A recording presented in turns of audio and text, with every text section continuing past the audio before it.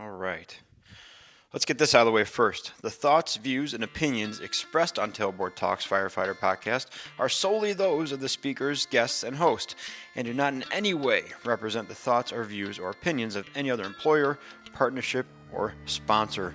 The material and information in this podcast is for general information purposes only and should be used at the listener's discretion. What's up, everybody? Welcome back to Tailboard Talks Firefighter podcast. My name is Chris. I'm your host from 4th Shift Firefighter, and happy FDIC week. If you're listening if you're listening on time, it's the 16th or 17th or something like that. So you got a few days left of FDIC Indy.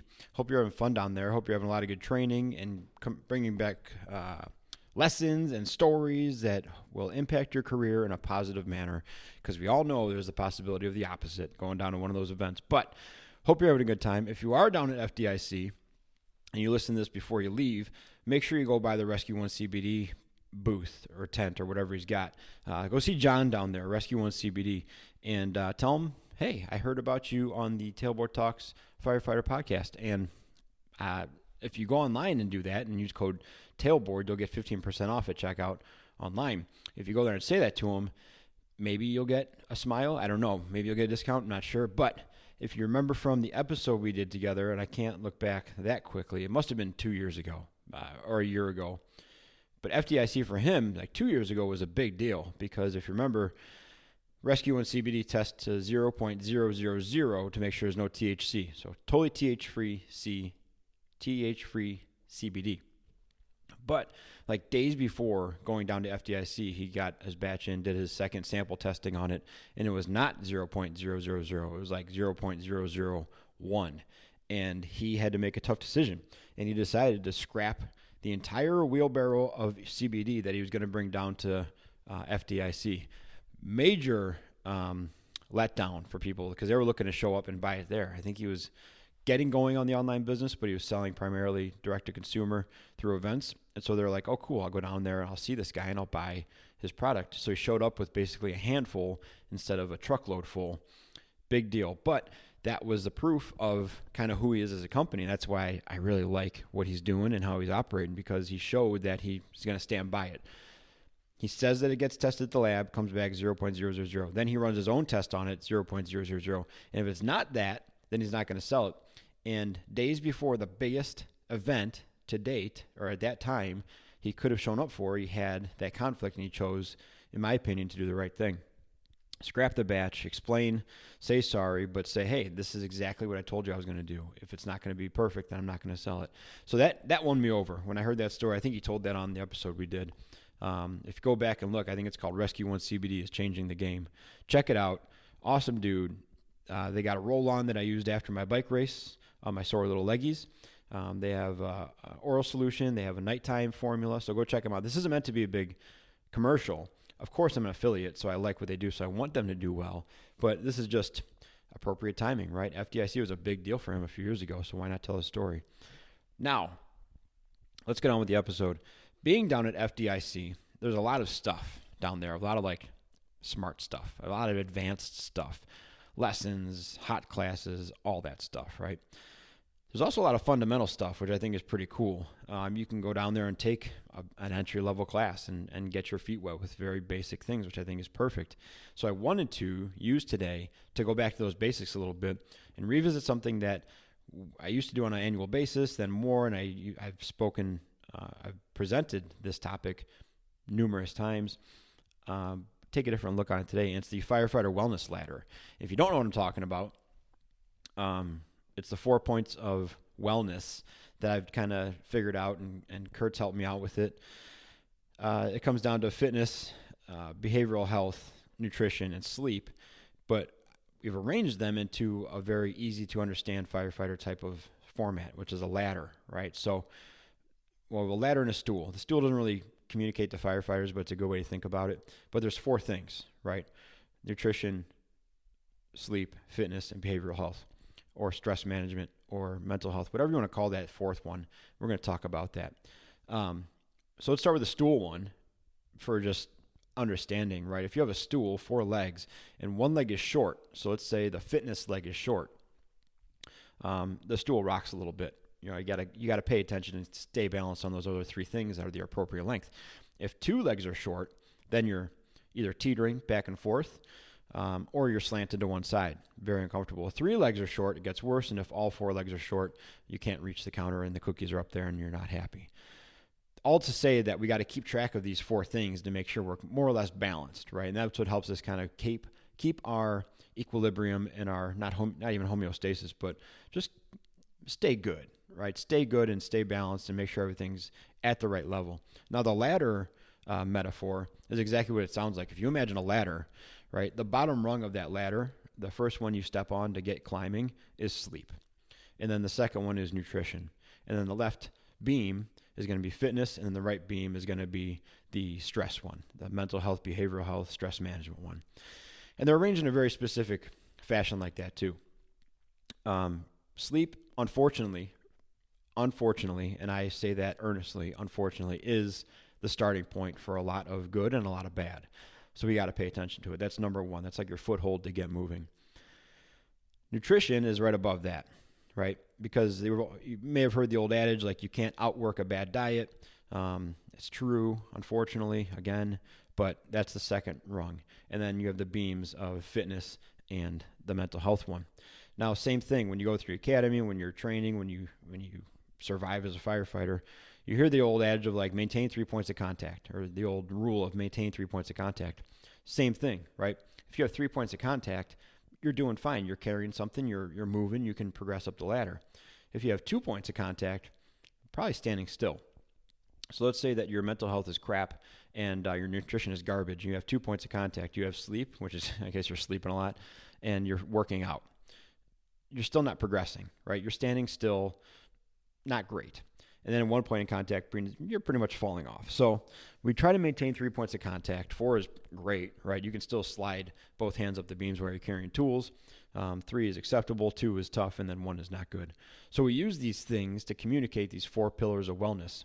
And that's what we're going to kind of go into today. Now, every time I talk about this, I like giving this talk when I go out to departments or when I've presented at seminars, because it turns into not one of those terrible raise your hand and show me this thing, but I give out, first I start with like, watch out, here's the boogeyman.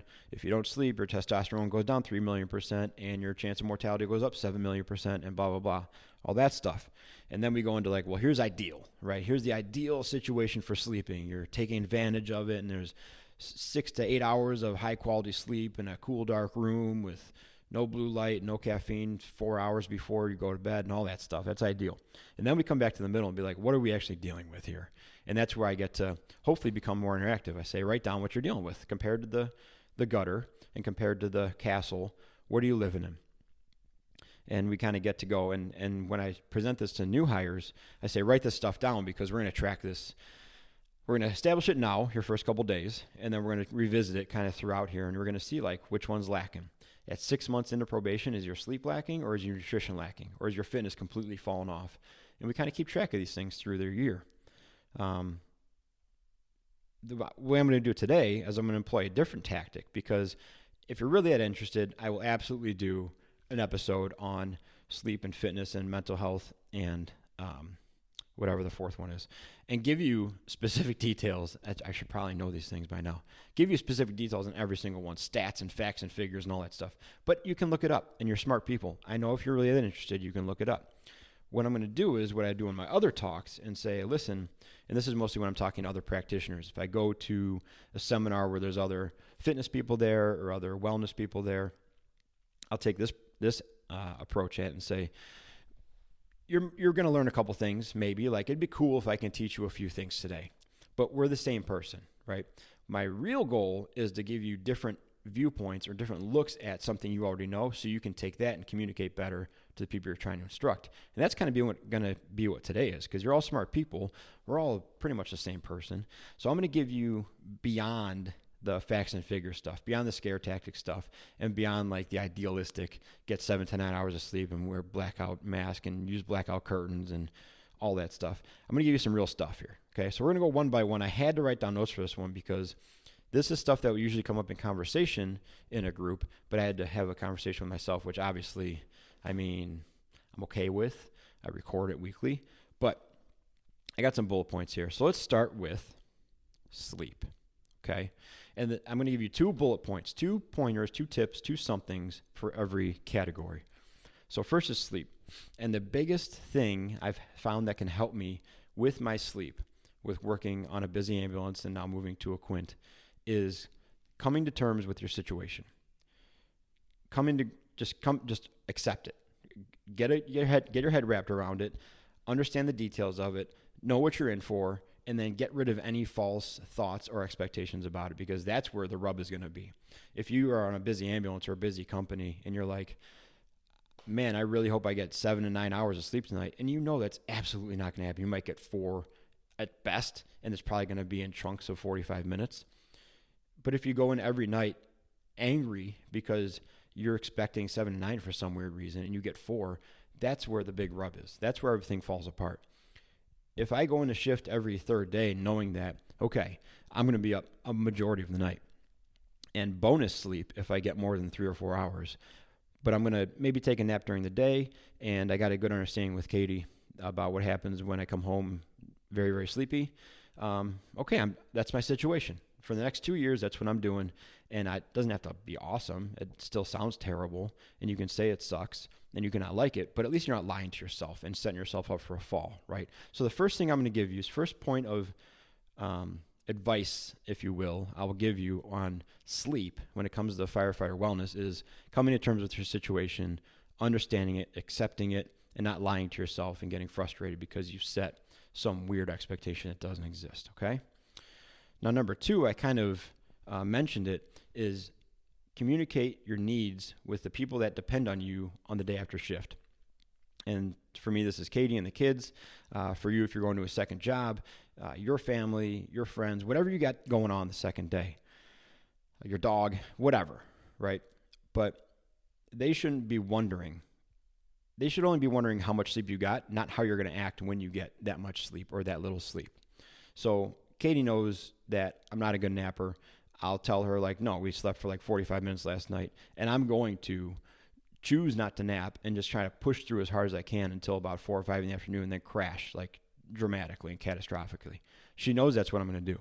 She knows I'm going to try my best. I'll probably be a little bit of a jerk, but that's what we have figured out. She should know that. That's only fair that she knows that. And then it's only fair she knows that if I get 5 or 6 hours of sleep, that the expectation's back on me not to act like a jerk. Like, that's enough. That's enough to get through to nighttime when you're off of kid duty and you don't have to be a parent anymore and you can chill out.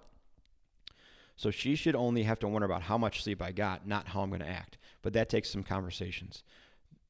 They can be tough because, listen, while I'm at work and I'm up all night, she's up all night too, with Nathan and Sawyer each turning 5 and 3 respectively in the next couple weeks here. She's not getting a full night of sleep. And some nights when I do sleep, she's up 3 or 4 times a night because they're coming in the room. So it's unfair for me to be like, well, I slept all night. So did you. So you should take care of the kids because we're even. It takes communication, right? All that to say, that's my second bullet point is you're going to be short on sleep. Once you understand and you come to terms with your situation, help the others around you, right? Help the others around you know what to expect. You know what to expect. You know what you're going to be like. Why are we making this such a mystery every single day? So communicate with those around you, the people that are going to depend on you the day after shift, what to expect when you're short on sleep. So yeah, you can already see this is not like the typical, okay, make sure that the room is dark and set it 64 degrees and all that stuff. This is stuff that you might actually use, which I think is kind of cool. All right, let's move on to nutrition. Now this one is going to be a little more facts and figure-y, but only because it's something I'm working on right now. And that's number 1 suggestion is to eat more protein. This is something that is always a great discussion point when I go out to departments and give like a nutrition aspect of a talk, is that protein is super duper safe. For a long time, there was a lot of fear about high protein ruining your kidneys or your liver or whatever, and that's pretty much debunked at this point. They did studies where they're like up to 5 grams per pound of protein for an extended period of time. I think it was 5, no adverse effects. And then even 3 was like considered high for a while, but they figured out like 3 is completely manageable for a long-term diet, 3 grams per pound of body weight. Now the number in the book is 0.8 to 1.2 kilograms per pound of body weight. That is way too much silliness for me. Round up. 1 gram per pound of body weight would be super awesome if you can eat that every single day. And it might sound like a lot, but it's going to fill you up. It's going to take care of a bulk of your calories that you need for the day. And when you start looking at it, one protein shake is like 25 grams of protein. A couple meals plus one protein shake and a couple snacks, you're not that far off, right? So maybe set it at a pretty easy rate first. Maybe put like 100 grams. Even though it's not your body weight, put it at 100 grams. See if you can hit 100. See how quickly you hit that and how manageable it is. And then say, okay, maybe I'll go up to 125, 150, 175 until you get to your body weight. If you're above 175, right? But like I said, it's been debunked that it's bad for your kidneys and liver. I say go for it. Eat more protein. Now, the second point here runs into a little bit of cultural clash potentially. But it's in the effort of getting everybody to eat together. That's the point of this next bullet point. Because typically what you'll have, and I have a few outliers in my department who don't eat with the crew, not for this reason, which is super weird. But typically they'll say, I don't want to eat what that guy's making because it's garbage. I want to eat quote unquote cleaner, healthier food. I'm going to bring my own food in and eat my own salads and whatever else because I'm not eating the slop he's making. Understandable, completely understandable. My suggestion that would be like eat at the table at the same time at least, right? Don't go eat in a different room like a weirdo. Eat at the table at the same time at least. But I would also say that if you're going to create a stink about it, you should know how to cook. So my bullet point number 2 on nutrition is learn how to cook what you want to eat and make sure that everybody else wants to eat it too. Then you can volunteer to cook. You can say, hey, do you mind if I cook on Tuesday? Because thanks for cooking, but I kind of want to try this thing out. I've been making it for a while. It's really good. Unless you're in a very, very traditional department where there's a chef and that's the only person that can do that, I'm sure that person would be like, yeah, how about you take lunch and I'll do dinner? They'll split up with you. They probably won't mind a break. They probably won't mind a little bit of assistance, especially if you go shopping off shift. Listen, that's something I have gained such an appreciation for guys who shop off shift and bring the food in for shift. I never considered it a possibility. I know I was never going to do it. And then probably 4 years ago, I went to Station 1 where the guys did it, and that was the thing. It was so nice. It was so incredibly nice to not have to go shopping. And then I went to another crew where they didn't do it, and it was like noticeable. And then now Kurt does it, and it's so nice, dude. Or Mickey does it, it's so nice. If you got that much ambition, and if you want to kind of improve the culture, eat together. If you have a conflict on what you're eating versus what they're eating, volunteer to cook. Learn to cook and bring that skill in and get everybody together. Now notice, I'm not telling you, besides eat more protein, like eat this much vegetables and this much starch and all that stuff. This is where I think the rubber hits the road when it comes to nutrition. You got 2 days off to eat good, okay? Quote unquote good, like clean, healthy, whatever that means eating. I would challenge you and I would ask you respectfully, like, I know this isn't what you love to eat. Can you stomach it for like a meal so we can all hang out together? And you know what? If you want to go buy your own stuff and cook it at the same time and eat with us, I would love that. But like, let's all eat together, right? So that's where the rubber hits the road in this thing is like, let's all work together to be together instead of taking not the easy way, but like the separate way. Okay. So that's what I'm getting together with this one. Like I said, a little bit beyond the nuts and bolts of this stuff, but let's start looking at it from a different viewpoint, right? All right, I'm coming back around now to fitness, okay? Hopefully I don't lose you with the nutrition one. I tried to get a little bit out of the box on that one. Hope you didn't mind it. Now, fitness one. My number one suggestion with this is don't shrug off pop fitness. And by pop fitness, I mean getting your steps on the Apple Watch, doing yoga videos, anything that you think is cheesy or dorky or nerdy or lame, or for the housewife or for someone that's like, that's for the public. I'm a high impact tactical athlete. I can't do that stuff. Don't shrug that stuff off. Because if you shrug that stuff off and you do nothing, that person that's not the high impact tactical athlete is doing more than you and they're better than you probably because they're doing something. Dude, getting 10,000 steps in, it's not that easy sometimes. And doing a DDP yoga video may feel weird and goofy. It's tough. I promise it's tough. Guys are going to giggle at you. You may giggle at yourself. You might not do it around other people or even tell them you do it. But if you get a little bit vulnerable and get a little bit cheesy, the pop fitness trends that bubble up to the surface, I wouldn't shrug them off, okay? Especially if you're not doing anything. If you're not doing anything, listen, they're popular and they're attractive for a reason. They're usually a low barrier of entry. They're highly doable. They push a little bit of regularity, or at least like consistency. And if you do it for a month, at least you did something, right? Now, if you're already in a training program and you're already doing this and that, you probably won't have much use for it. It might be a fun little something to add in. I know people that like ran a mile a day or did 50 push-ups a day or whatever individual little contribution they want to do above and beyond their program. That's cool. I see use for that too, because that builds a camaraderie I talked about with the nutrition aspect. But don't shrug something off just because you're a high-powered tactical athlete, especially if you're not doing anything, because that little something that might be stupid is more than you're doing. It might be actually pretty beneficial, right? I would love if everybody was on the same wavelength as me and Kurt, as well as in the mindset of like strength and conditioning and complex workouts and using circuits, and not quite to the CrossFit ethos of that stuff over there, but more the strength and conditioning side over here, where it's purposeful and practical and not just high intensity for the fun of it. And it's not competition based. It's more like skill and output based. I would love all that stuff, but let's face it, we're not. We're a wide variety of people in here. And if we all got 10,000 steps a day, we'd probably all be way better off. Okay.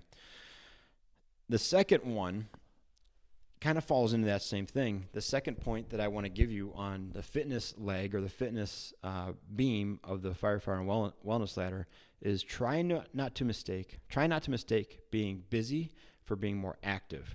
Because I can tell you, I promise, I am busier now than I've ever been with the 2 kids and the job and this and the bike rides and all that stuff. I'm super duper busy compared to 5 years ago, right? I am not more active than I was 5 years ago. 5 years ago, I was playing hockey a few times a week and doing a bike ride and going to jiu-jitsu and whatever I wanted. Now, I'm trying to scrape together 3 hours of riding a bike a week. 2 of them are usually in the basement. I might get one other workout in there. The yard looks terrible, but my days are packed. So when it comes to fitness, don't mistake being busy for more productive. So what I say, don't be active, man. Don't mistake being busy for being more active. As you get busier, you have to make a purposeful movement towards movement. Is that a quote or t-shirt or what? But you got to pay attention to it, because you're going to feel like by the end of the day, holy crap, I've been moving all day. And then you look at your Apple Watch and you got 4,000 steps.